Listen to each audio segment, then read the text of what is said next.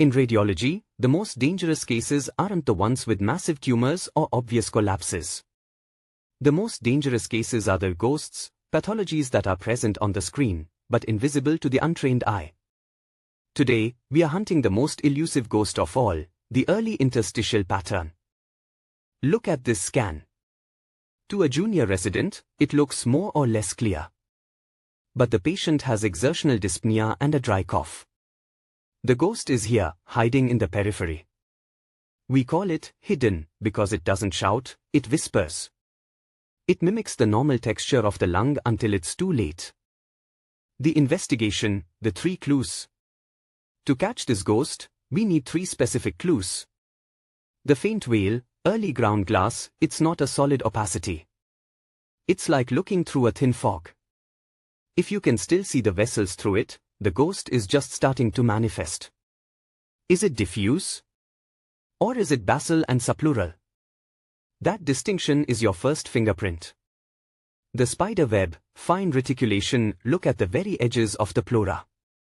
Are those lines normal, or is the ghost starting to weave its net? Fine reticulation is the skeleton of the ghost appearing. The traction trick, check the bronchi. Are they slightly dilated in an area that looks, mostly, normal? That traction bronchiectasis is the ghost pulling on the lung structure, even before the fibrosis is obvious.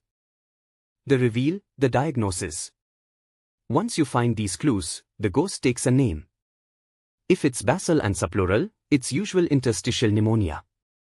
If it's peribronchovascular, it's non-specific interstitial pneumonia. The ghost isn't gone, it's just finally been identified. The lesson, catch it early. The real skill in radiology isn't diagnosing honeycombing. By the time you see honeycombing, the ghost has already taken over the house. Your job, our job, is to find the ghost while it's still just a shadow. Because catching it early changes the patient's life. Don't let the subtle patterns haunt your reports. Train your eyes to see the invisible. If you found this case study helpful, join our next lecture where we hunt for the hidden invaders of the mediastinum.